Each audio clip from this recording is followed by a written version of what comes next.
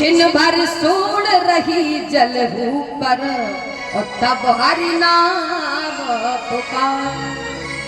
महाराज तब प्रभु का नाम पुकारा तो भगवान को एक क्षण नहीं लगा और भगवान आकर के प्रकट हो गए। तो गज को खींच रेत में डालो और ग्रह के प्राण। महाराज ये रामचरितमानस है, ये राम जी के नाम का प्रभाव है कि उस ग्रह का भी उद्धार कर दिया साथ में महाराज उस गजेंद्र के साथ। हो तरन तारन नर तेहु, ये बात यहाँ पर सिद्ध होती है महाराज कि व्यक्ति स्वयं तो तरता ही है, साथ में तारने की भी सामर्थ्य रखता है। अच्छा कोई व्यक्ति कहे कि किसी ने भगवान का नाम अभी तक लिया ना हो, तो एक साधक लिखता है जिसने भगवान का नाम नहीं लिया, तो एक व्यक्ति था महाराज जिसने अभी तक भगवान का नाम लिया ही नहीं, तो उसकी आधी तो चली गई और आधी बची महाराज। तो वो गया अपने गुरुदेव के पास और जैसे गुरुदेव के पास पहुंचा तो उसने कहा कि गुरुदेव आप मुझे एक बात बताइए कि मेरी आधी तो चली गई है और जो आधी बची है उसे सुधारना चाहिए, तो उसे कैसे सुधारे? तो गुरुदेव ने कहा तुम्हारी आधी चली गई है। बोले हाँ, और बोले आधी बची है उसे कैसे सुधारे? क्योंकि भगवान का नाम लिया नहीं तो ये समझ लो आधी तो वैसे ही चली गई है, अब बची उसे कैसे सुधारे? तो उसने कहा अभी तक तुमने कोई गुरु बनाया है क्या? तो उसने कहा गुरु तो नहीं बनाया, क्योंकि वो एक सज्जन मिले उनसे ही गुरु कहने लगा। तो बोले तुमने अभी तक गुरु नहीं बनाया? बोले नहीं बनाया। तो बोले पहले तो गुरु बनाओ और फिर गुरु बना करके उन गुरु से पूछना कि हमारा आगे क्या भविष्य होगा। अच्छा गुरु का भी एक बड़ा अच्छा परम भाग होता है। बोले कहते हैं कि गुरु कैसे बनाना चाहिए? बोले गुरु बनाओ, वैसे तो लिखती है उसमें कहावत में लिख दिया कि पानी पियो जान के और गुरु बनाओ छान के। ये हमारी तरफ से है, लेकिन कुछ लोग उल्टा करते हैं कि पानी पियो छान के गुरु बनाओ जान। अब एक बात बताओ, अगर कुत्ता या बिल्ली उस पानी को पी जाए तो उसे छान के पी लोगे? पी जाओगे? बोले नहीं पियोगे। तो इसका सीधा इसका उल्टा कर दीजिए आप। इसकी कहावत ये सही होती है कि गुरु बनाओ छानबीन करके और पानी पियो जान के। ये सही है या नहीं? ऐसे एक महाराज एक शिष्य था गुरु का बड़ा सुंदर। अब वो शिष्य कैसा था? बोले वो अपने गुरुजी से बड़ा प्रेम करता है, लेकिन क्या हुआ गुरुजी उसके जो है गांव में एक साल में जाते थे गुरु पूर्णिमा के दिन, और जैसे गुरु पूर्णिमा के दिन जाए तो बेचारा परेशान हो जाए, क्योंकि अब गुरुदेव आएंगे तो धोती कुर्ता देना पड़ेगा, कुछ दक्षिणा भी देनी पड़ेगी। तो एक दिन क्या हुआ, वो शिष्य क्या कर रहा, वो चेला बोले एक दिन गांव में हनुमान जी पर प्रसाद चढ़ा करके और पूरी जगह बांट रहा है। तो किसी सज्जनों ने पूछा कि ये तो व्यक्ति बड़ा लोभी है, आज प्रसाद क्यों बांट रहा है? उसने कहा ये बताओ, किसी ने सज्जन ने पूछा ये बताओ तुम प्रसाद किस खुशी में बांट रहे हो? बोले मैं प्रसाद इस खुशी में बांट रहा हूँ, बोले हमारे गुरु मर गए। बोले गुरु मर गए तो प्रसाद क्यों बांट रहे हो? बोले अच्छा हुआ। साधक लिखता है कि भले भये गुरु मर गए और चेला के मन चैन, और हर साल आ जाते सो धोती कुर्ता ले। बोले हर साल धोती कुर्ता लेने आ जाते थे, इसलिए भला होगा मर गए। बताओ ऐसे गुरु बनाए जाते और ऐसे शिष्य मिल जाए तो गुरु का कल्याण है माता। तो ऐसे गुरु नहीं बनाना चाहिए। तो उस व्यक्ति ने कहा कि जो है आप गुरु बनाइए पहले, क्योंकि गुरु जो है हमें अंधकार से प्रकाश की ओर ले जाता है। वो सज्जन ने कहा कि आप पहले गुरु बनाइए। वो सज्जन गए, बोले गुरु किसको बनाए? बोले कबीरदास जी महाराज को। अब कबीरदास जी महाराज को गुरु बनाने के लिए वो सज्जन चले, क्योंकि कबीरदास जी सूत्रों के मोहल्ले में रहते थे। अब जैसे वो आगे गया तो उसे एक व्यक्ति मिला। वो व्यक्ति क्या कर रहा? बोले झाड़ू लगा रहे वो बाबा जी रास्ते में, और राम जी के नाम का स्मरण कर रहे। अब वो सज्जन जैसे पहुंचे, कहा बाबा जी कबीरदास जी कहाँ रहते हैं? जब इतना कहा तो बाबा जी बोले नहीं। अब फिर उसने कहा क्यों बाबा जी कबीरदास जी कहाँ रहते हैं? वो फिर भी नहीं बोले। बाबा जी अपने धुन में मस्त है और झाड़ू लगाते जा रहे हैं। अब उसने विचार किया, लगता है इनको थोड़ा कम सुनाई देता है, तो थोड़ा तेज बोले। उसने और तेज बोला, क्या बाबा जी कबीरदास जी कहाँ रहते हैं? जब इतना कहा तो बाबा जी फिर नहीं बोले। तो एक बार, दो बार और तीन बार। अब जैसे ही चौथी बार उसने कहा क्यों बाबा जी कबीरदास जी कहाँ रहते हैं? अब जब बाबा जी नहीं बोले तो उसे गुस्सा आ गया, घूसा पीठ में लगा दिया।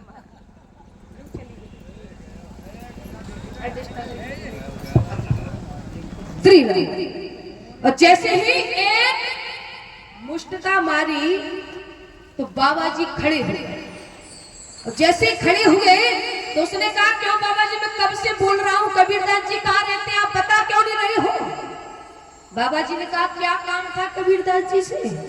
बोले मैं उनको गुरु बनाने आया था, मैंने आज तक भगवान का नाम नहीं लिया है, तो मैंने सोचा उनको गुरु बना ले तो हमारी आधी तो चली गई है, आधी और बची रही, वो सुधर जाए, इसलिए उनको गुरु बनाने आए थे। बोले अच्छा, तो बोले मैं ही कबीरदास जी हूँ। जब एक खाली तब बताया मैं ही कबीरदास जी हूँ। और वो व्यक्ति और परेशान हो गया। और जैसे परेशान हुआ तो कबीरदास जी कहने लगे कि आप जो है परेशान मत होइए। बोले क्यों? बोले मैं इसलिए कह रहा हूँ कि जैसे हम बाजार में मट्टा खरीदने जाते हैं, मिट्टी का घड़ा बोले खरीदने जाते हैं, तो उसे हम ठोक बजा के देखते हैं वो कच्चा है या पका। इसलिए तुमने भी हमें ठोक बजा के देख लिया मैं गुरु बनने लायक हूँ या नहीं। वो जब इतना कहा कबीरदास जी ने बेचारा रोने लगा। अब क्या कह रहा? बोला हमारी आधी तो चली गई थी, अब तो पूरी ही चली गई, क्योंकि गुरु को ही पीट दिया।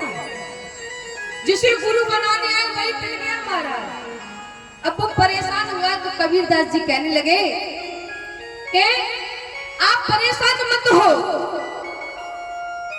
आप जो है यहाँ से आगे जाइए, जो पाठ पर बैठे हुए आपको एक बड़े सुंदर संत मिलेंगे, वो माला को लेकर भगवान के नाम का जप कर रहे होंगे। बोले श्री राम जय जय राम। बोले जैसे वो जप कर रहे होंगे आप उनके पास जाइए, वो तुम्हें बता देंगे कि तुम्हारी जो चली गई है वो वापस आएगी या जो बची है वो भी चली जाएगी। वो सज्जन उनकी बात मान करके गए आगे की ओर। और जैसे ही आगे पहुंचे तो बोले पाठ पर कौन बैठे? बोले गोस्वामी तुलसीदास जी महाराज। बोले गोस्वामी तुलसीदास जी महाराज की। और जैसे वो विराजमान है पाठ पर और राम जी के नाम का स्मरण कर रहे हैं,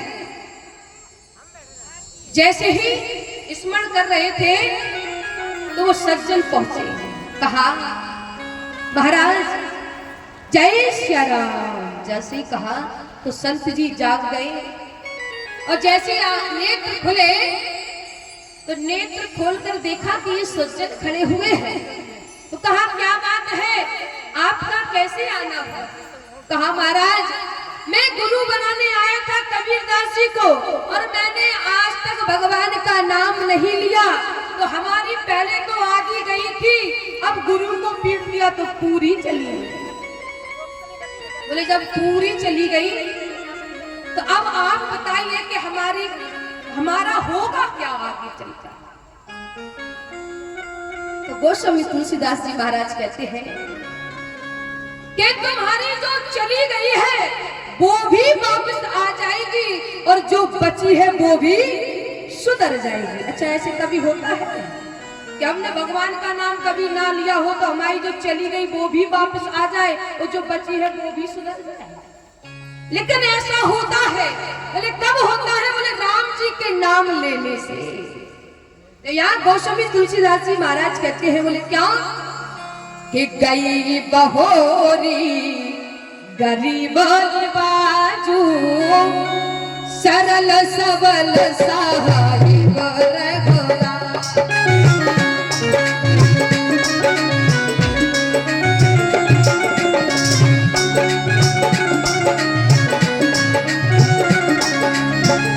गई बहोरी गरीब बाजू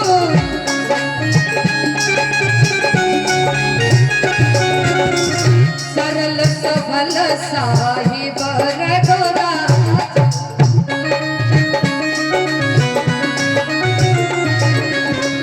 गई बहोरी गरीब बाजू सरल सबल साहिब।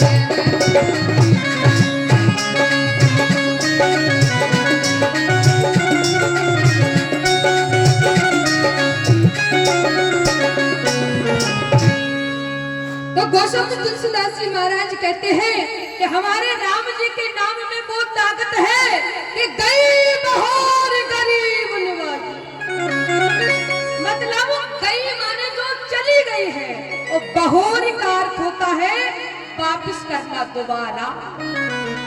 बोले जो गई बहोर गरीब निवाजू, बोले राम जी के नाम का स्मरण करो तो तुम्हारा जो चला गया है वो भी वापस आ जाएगी और जो बची है वो भी सुधर जाएगी। बोलिए राघवेंद्र सरकार की।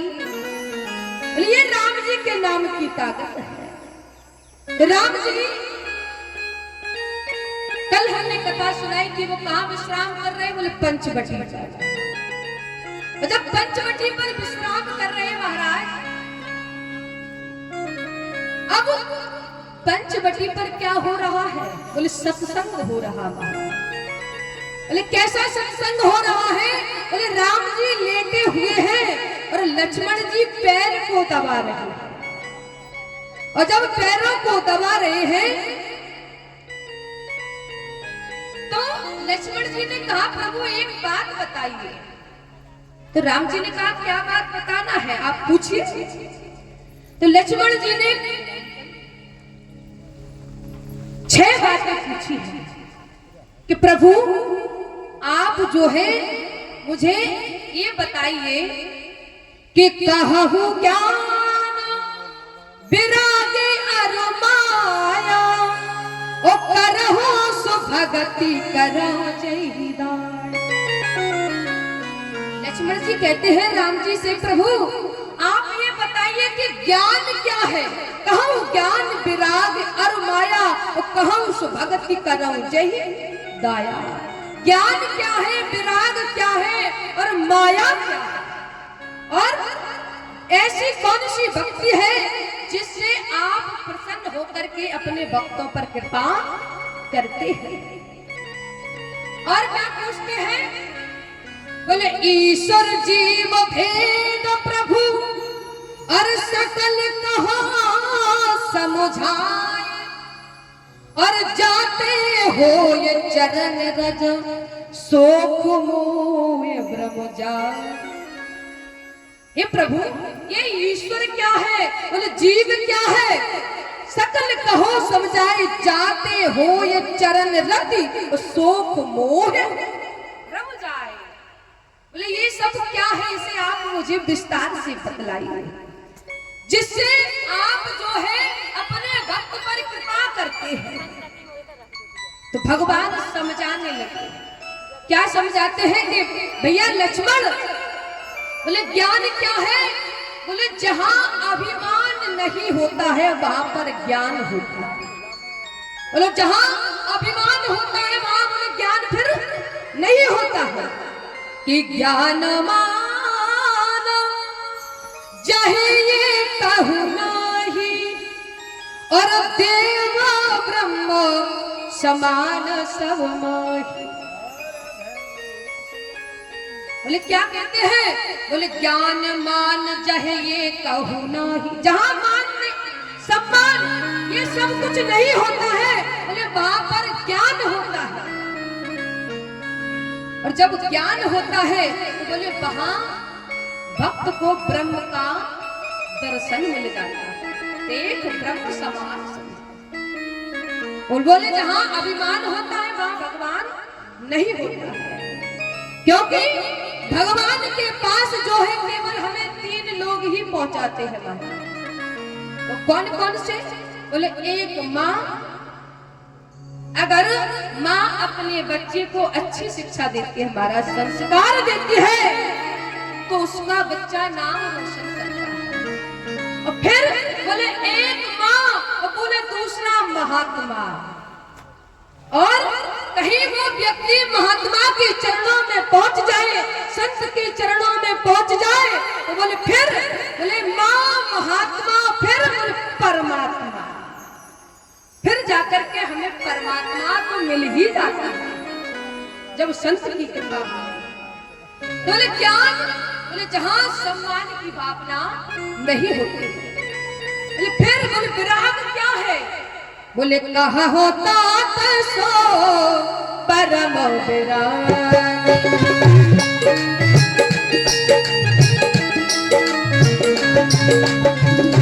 कहा ये तात सो परम विराग,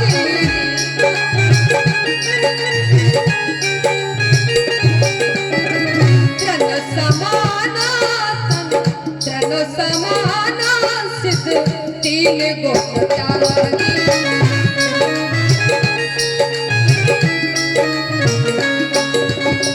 तन समाना 3 गुण त्यागी। बोले विराग कहाँ है?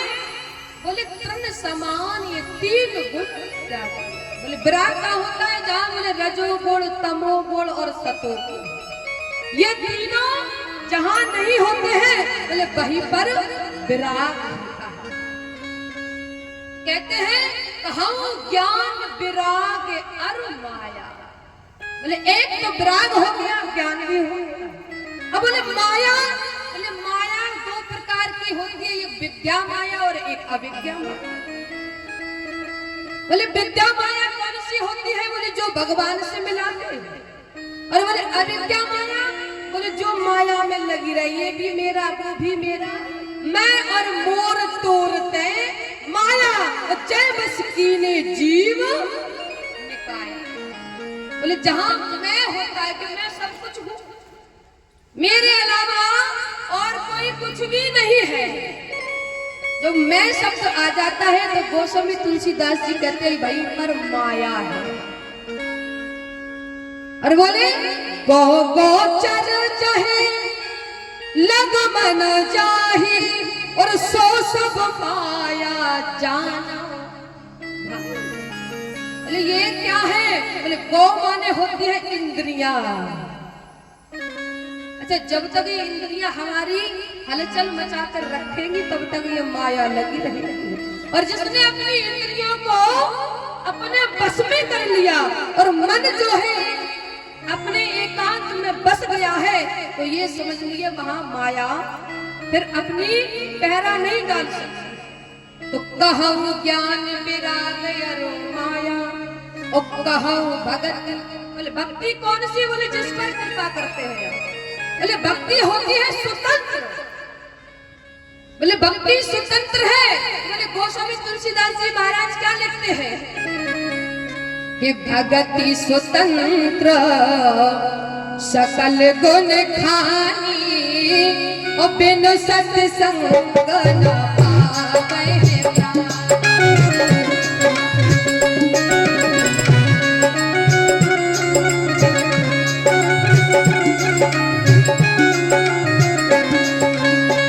भगति स्वतंत्र सकल गुण खानी, भगति स्वतंत्र सकल गुण खानी, बिन सत्संग न पावै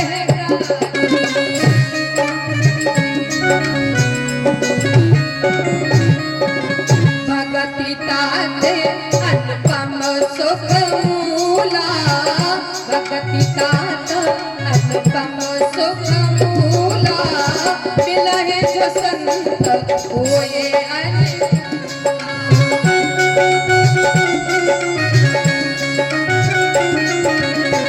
सो स्वतंत्र अवलंबनाना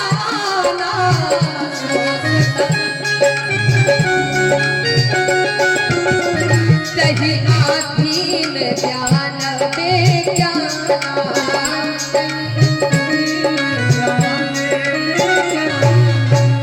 दही आधीन ज्ञान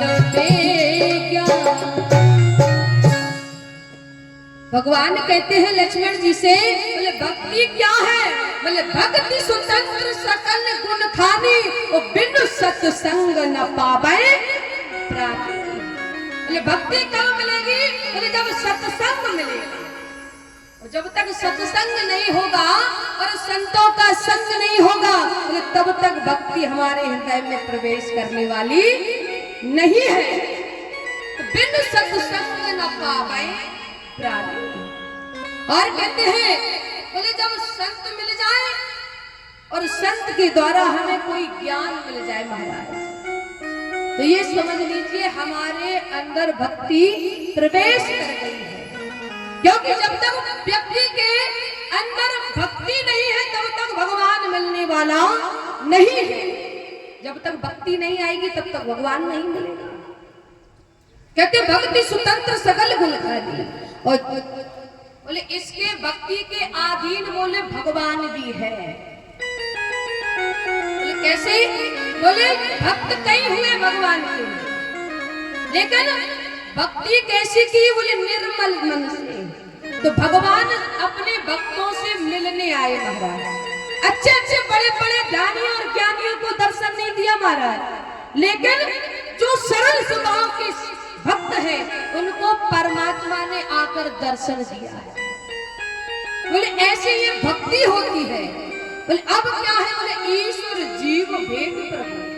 ईश्वर जीव में क्या भेद है? बोले ईश्वर क्या है? बोले माया ईश्वर न आप कहो और जान कहे सो जीव, बंद मोक्ष प्रद सर्व पर माया प्रेरक। बोले जो माया को नहीं जानता है, जो कुछ भी नहीं जानता है, बोले जो स्वयं को भी नहीं जानता है, तो बोले वो क्या है? बोले वो ईश्वर है। बोले जीव क्या है? बोले जो बंधन से मुक्त नहीं है। जीव क्या है? जीव के अंदर माया लगी हुई है, इसलिए वो जीव है। तो परमात्मा जो है बंधन से मुक्त है, उसे किसी बात की चिंता नहीं है। तो जब भगवान लक्ष्मण जी को ये सब वृत्तांत सुना रहे हैं, जब लक्ष्मण जी ने पूछा, तो जब सत्संग हो रहा है ये पंचवटी पर महाराज। अच्छा एक बात और है, जब सत्संग हो गया तो बोले तब ही कौन आई? बोले पंचवटी पर कौन आई? बोले सूर्पनखा। अच्छा एक बात है, बोले जब परीक्षा कब होती है? बोले जब पढ़ाई हम कर लेते हैं। तो यहाँ पर बोले सत्संग हो गया और सत्संग के बाद बोले कौन आई? बोले अब सूर्पनखा आई। और जब सूर्पनखा आई तो गोस्वामी जी क्या लिखते हैं? बोले जब पढ़ाई हो गई तो परीक्षा तो होनी होनी है। और जब परीक्षा लेने के लिए सूर्पनखा आई, बोले किस लिए आई थी? बोले भगवान से विवाह करने। अच्छा विवाह करने आई तो उसका तो रूप बड़ा विकराल था महाराज, लेकिन वो कुछ लोग विनोद की बात कहते हैं, बोले बैग टांग कर आई साथ में, तैयार वैयार होकर के मेकअप का सामान लेके, और जैसे ही तैयार होके आई और रानी जैसा रूप बनाया उसने, और जैसे ही पहुंची भगवान के पास तो क्या कहती है? बोले तुम सम पुरुष नमो सम नारी, और यह संयोग विधि रचा विचारी।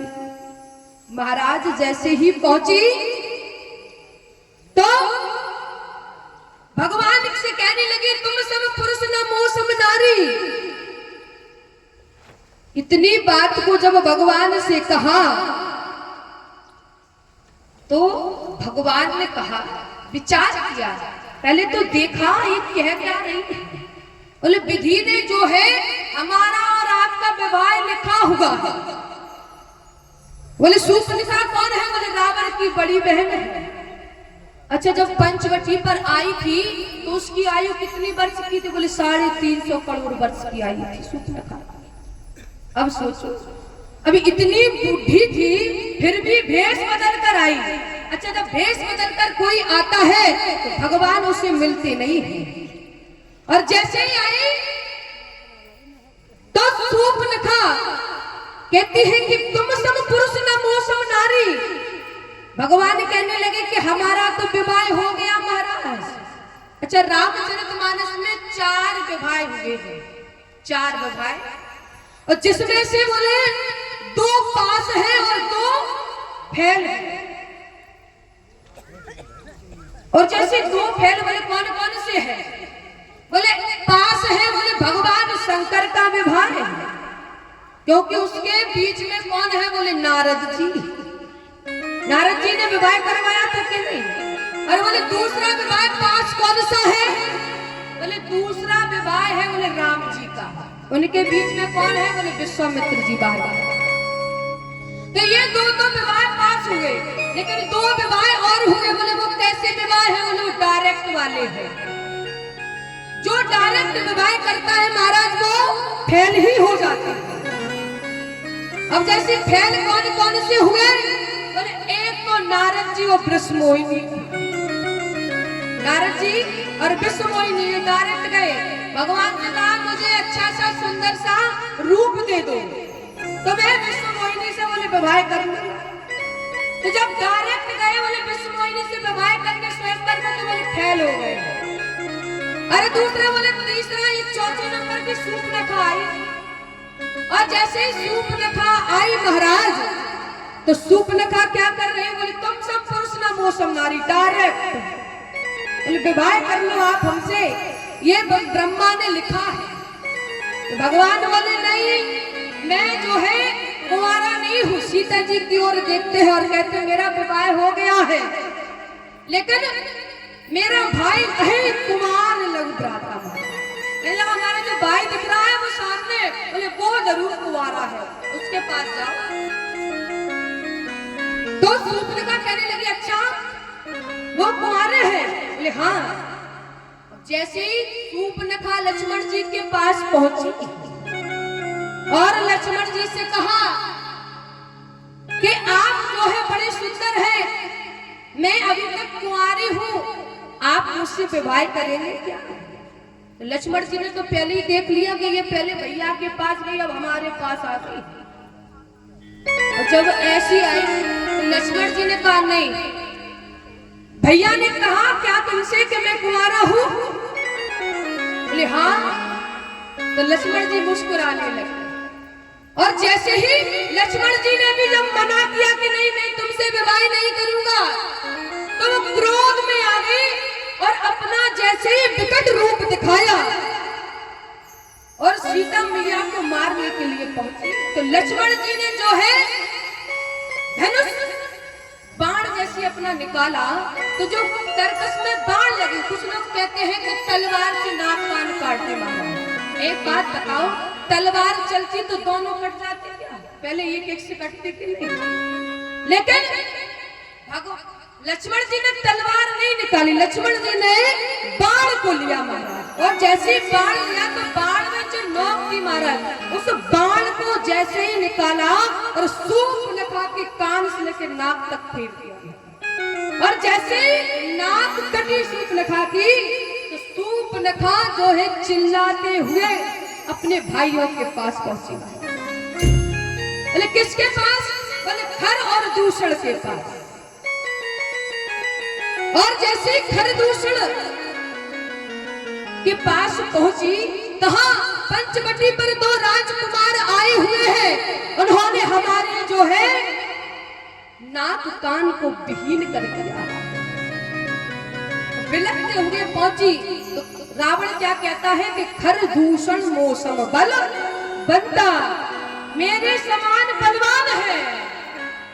और जब इतना कहता है तो बोले खरदूषण के पास गई, चिल्लाने लगी कि पंचवटी पर 2 राजकुमार आए हुए हैं और उन्होंने मुझे नाक कान को काट दिया है, इसलिए आप जाइए उनसे युद्ध करके अपनी बहन का बदला लीजिए। और जब बदला लेने की बात कही महाराज, तो फिर खरदूषण जो है अपनी सेना को लेकर के आया है और जैसे सेना को लेकर चलता है और इतनी विशाल सेना, श्री राम दोबारा भगवान का शब्द फिर आगे की कथा कि दीवानी बन जाओगी, मस्तानी बन जाओगी, दीवानी बन जाऊंगी, मस्तानी बन जाऊंगी। सभी लोग तालियों के साथ गाएंगे। बोले दीवानी बन जाऊंगी, मस्तानी बन जाऊंगी, दीवानी बन जाऊंगी, मस्तानी बन जाऊंगी, काला की दीवानी बन जाऊंगी, दीवानी बन जाऊंगी, मस्तानी बन जाऊंगी, बन जाऊंगी, मस्तानी बन जाऊंगी,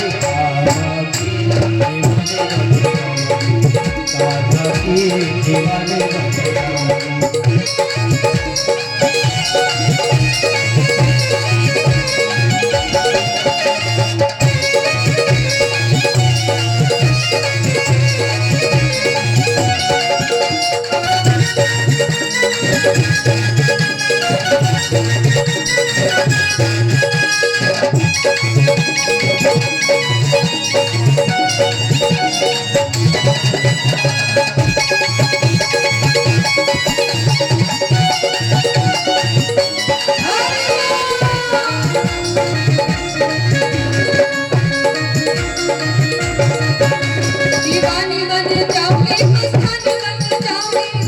बन जाऊंगी, मस्तानी बन जाऊंगी, दीवानी बन जाऊंगी, मस्तानी बन जाऊंगी, दीवानी बन जाऊंगी, मस्तानी बन जाऊंगी, दीवानी बन जाऊंगी, दीवानी बन जाऊंगी।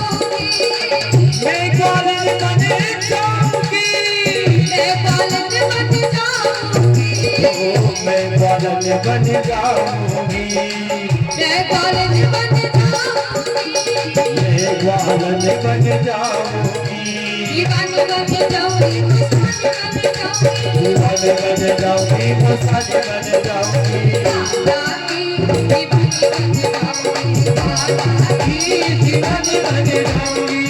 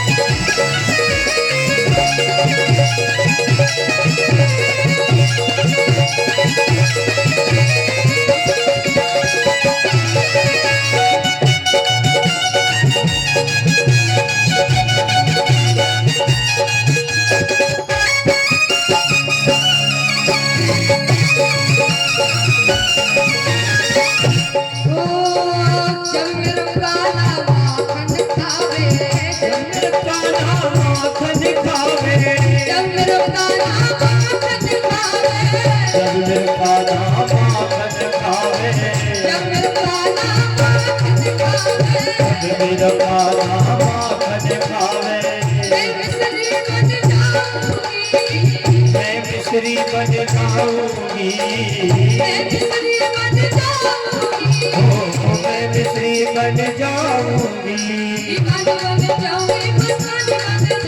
दीवानी बन जाऊंगी मस्तानी बन जाऊंगी दीवानी बन जाऊंगी मस्तानी बन जाऊंगी दीवानी बन जाऊंगी मस्तानी बन जाऊंगी दीवानी बन जाऊंगी दीवानी बन जाऊंगी वो कान्हा की दीवानी बन जाऊंगी कान्हा की दीवानी बन जाऊंगी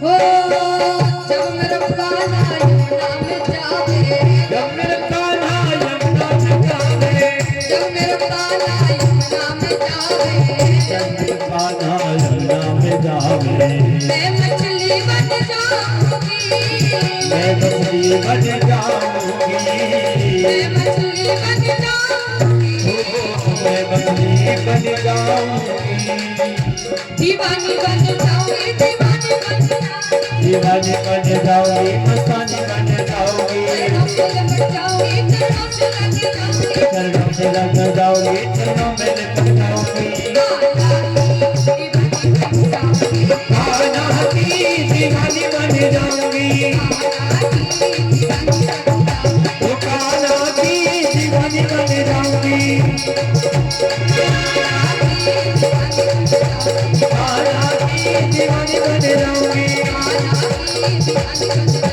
कान्हा की दीवानी बन जाऊंगी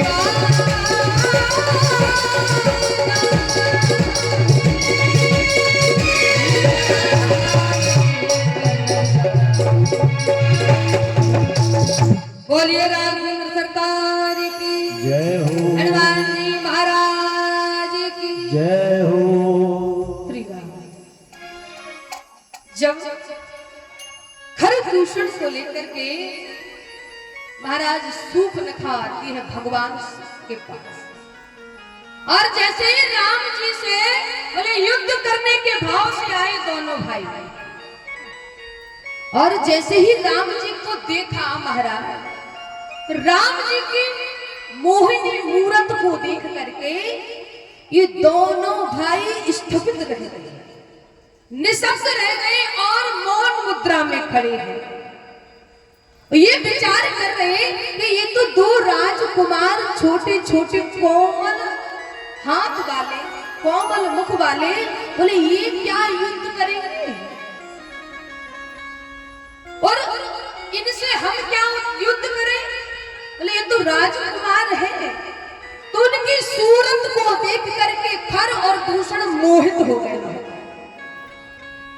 और क्या कहने लगे राम जी से कि तुमने भले ही मेरी बहन के नाक कान काट दिए हो लेकिन मैं तुमसे युद्ध नहीं करना चाहता क्योंकि मेरा मन नहीं कह रहा कि मैं तुमसे युद्ध करूं इसलिए आप जो है हमारी बहन से जो है क्षमा मांग लो तो मैं बिना युद्ध के ही वापस चला जाऊंगा और जब इतनी बात कही महाराज राम जी कहने लगे मूर्ख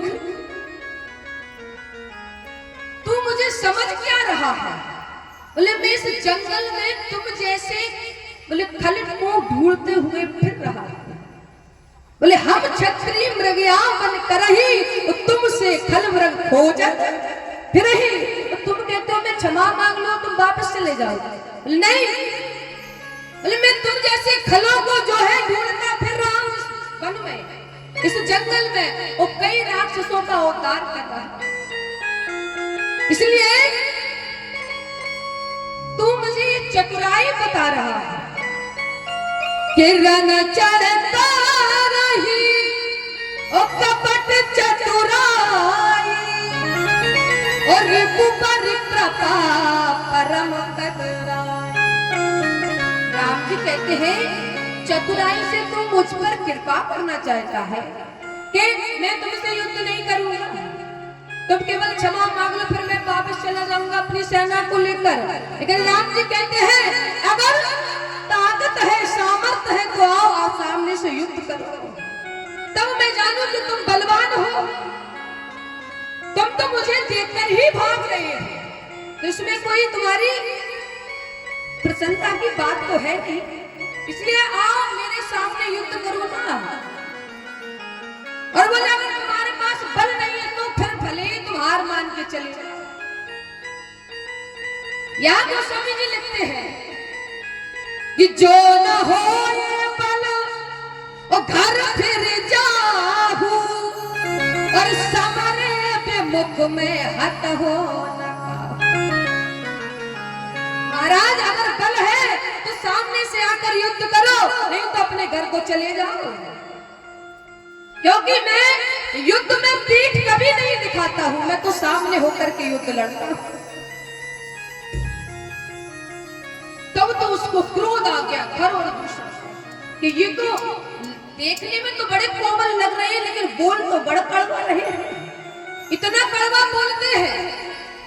तो राम जी ने वहां जो है जैसे युद्ध प्रारंभ हुआ तो इतनी माया को फैलाया महाराज। गोस्वामी जी लिखते हैं और दहु कहु किधर हुदाहे विकट भट रजनी चरा सर चाप तो मर शक्ति शूल कृपाण पारद पस धरा प्रभु की न धनुष टकोर प्रथम कठोर भया भया और भय अधीर व्याकुल जातु भान के ज्ञान नहीं अवसर रहा।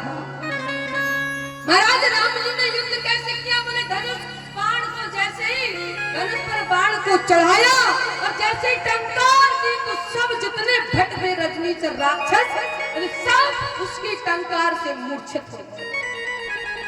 और बोले खर और दूषण, बोले इनको तो भगवान ने माया को ऐसा रचा, बोले आपस में ही लड़ लड़ कर मर गए, ऐसी माया को फैला दिया। और जब खर दूषण दोनों भी युद्ध में परास्त हो गए, मर गए महाराज, तो फिर वो देख रही शूर्पणखा ऊपर से ही, तो उसने देखा रावण भैया के समान बलवान थे, इनको भी जो है युद्ध में परास्त कर दिया, इनको मार डाला। तो वो फिर शूर्पणखा भागते भागते रावण के पास पहुंची और जैसे रावण की सभा में पहुंची और चिल्लाने लगी, रोने लगी कि भैया रावण, आपके होते हुए भी ये नाक और कान विहीन हो गए हैं। अच्छा एक आध्यात्मिक बात बताएं आपको, ये शूर्पणखा ने क्यों किया? बोले शूर्पणखा का जो पति था विश्वामित्र महाराज, पद्म पुराण की कथा है, वो इतना बलवान था कि रावण भी उसके सामने फैलता मारा। रावण की हिम्मत नहीं थी कि उससे युद्ध कर ले, इतना बड़ा बलवान था। तो बोले रावण ने शूर्पणखा के पति को बोले छिप करके मारा। जब छिप करके मारा तो बोले शूर्पणखा ने उसी दिन सौगंध खा ली थी कि मैं तुम्हारे कल का सर्वनाश करके मारूंगी। इतना बलवान, इसलिए शूर्पणखा रावण के पास पहुंच गई और कहती है भैया तुम्हारे होते हुए इस धरती पर तुम जैसा बलवान कोई है नहीं है, और आपके होते हुए आपकी बहन के नाक कान कट गए। रावण खड़ा हुआ सिंहासन से, कहा बहन किसने नाक कान विहीन कर दिए तुम्हारे? बोले पंचवटी पर दो राजकुमार आए हुए हैं, सुंदर और बोली उनके साथ एक बहुत सुंदर स्त्री भी है। बोले उन्हीं ने जो है हमारे नाक कान काट दिए। जब उसने रावण ने सुना कि उनके पास में एक सुंदर स्त्री भी है साथ में, तो शूर्पणखा ने रावण को भड़काया महाराज। अब रावण तैयार हुआ, बोले मैं बहन तुम चिंता मत करो, मैं तुम्हारा जो है बदला अवश्य लूंगा। तो रावण ने क्या किया, बोले शूर्पणखा की बात को मान करके अब वो कहां चला? बोले वो गया बोले मारीच के पास, क्योंकि शूर्पणखा ने सारा वृतांत बता दिया, खर और दूषण मारे गए। तो रावण कहने लगा ओ सम बलवंता, मेरे समान बलवान खरदूषण, बोले इनको मार दिया, इतने बलवान है। तो रावण ने माया रची अब महाराज। और जैसे रावण कहा गया, बोले जागते सीधी सभा को छोड़ करके बोले मारीच के पास पहुंचा। और बोले मारीच के पास जैसे ही पहुंचता है तो मारीच उस समय जो है पूजा कर रहा था। और जब पूजा कर रहा था तो रावण जो है अभी खड़ा हुआ है, उसने कुछ नहीं कहा, क्योंकि जब किसी व्यक्ति को अपना काम बनाना होता है महाराज, तो वो शांति से बैठा रहता है कि जब तक दूसरे आदमी का काम पूरा ना हो जाए तब तक वो शांति से बना रहता है।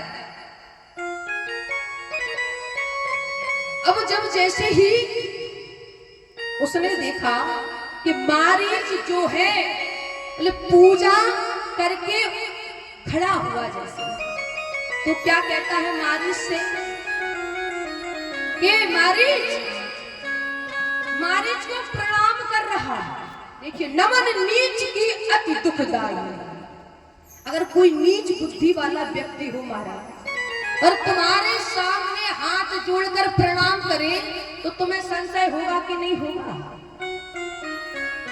तो जब रावण को प्रणाम करते हुए मारीच ने देखा तो मारीच विचार कर रहा, आज ऐसी क्या बात है कि इतना बड़ा बलवान रावण हमको प्रणाम कर रहा है। तो कहा रावण से कहने लगे कि आपका यहाँ आगमन कैसे हुआ है, कई कारण आगमन तुम्हारा। और जब इतना कहा तो रावण कहने लगा हाथ जोड़ करके, मैं कुछ नहीं तुमसे मिलने के लिए आया हूँ, बहुत दिनों से मिला नहीं था इसलिए। बोले नहीं फिर भी बताओ क्यों मिलने के लिए आए हो? कहा तुम्हें मेरा एक काम करना है।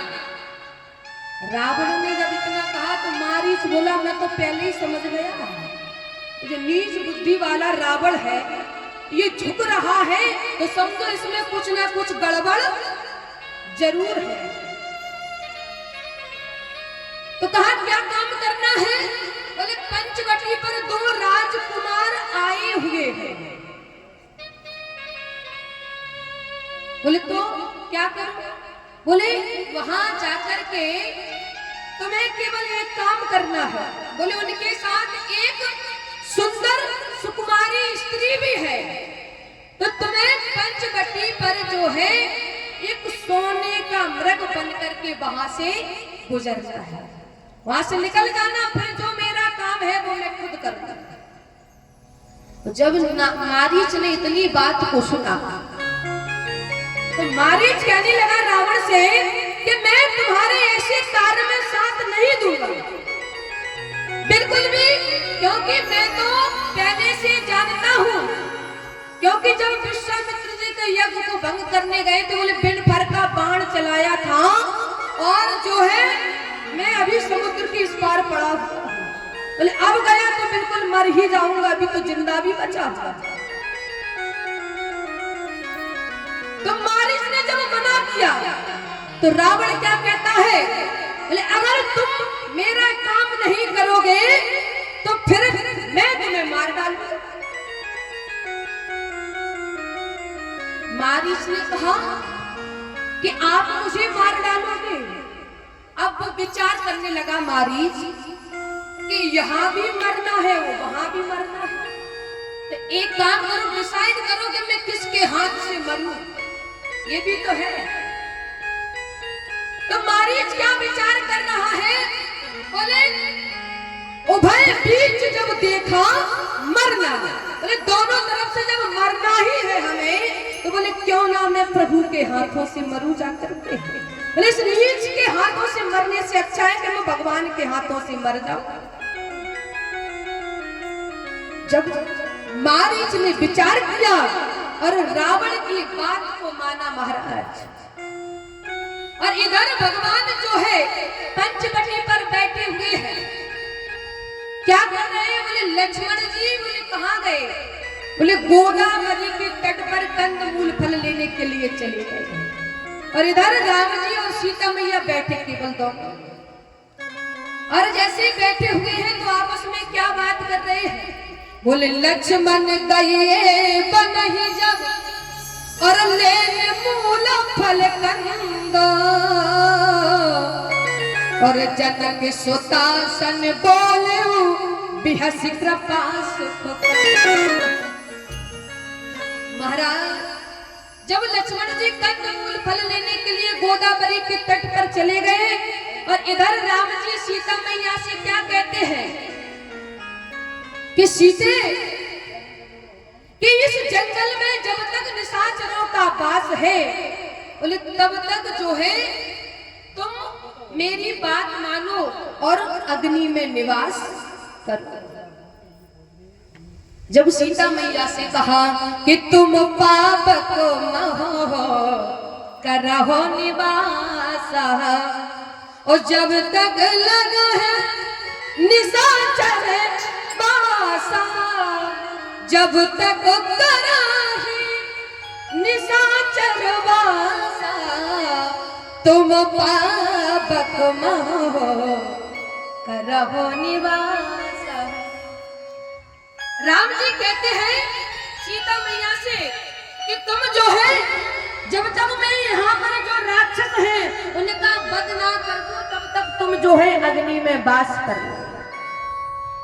तो सीता मैया ने प्रभु की आज्ञा ली और वहीं पर अग्नि में प्रवेश कर गई, और जैसे ही अग्नि में प्रवेश किया तो निज प्रतिबिंब राख तब अपना जो माया रूपी प्रतिबिंब है वहीं पर छोड़ दिया। देखिए लक्ष्मण जी अभी तक आए नहीं, और जब तक ये सब काम हो गया कि लक्ष्मण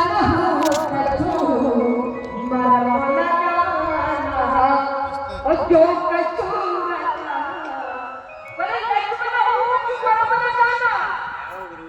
लक्ष्मण जी भी इस मंत्र को नहीं जानते हैं। तो यहाँ कहते हैं कि सीता जी प्रवेश करें अग्नि में, और माया का प्रतिबिंब जैसे आया तो यहाँ से माया का मारीच चला मारा। बोले कैसे, बोले सोने का मृग बनकर, और जैसे सोने का मृग बनकर के चला तो यहाँ लिखते हैं कि कंचन मृग बन करके आया और सीता अपहरण कराने कि माया का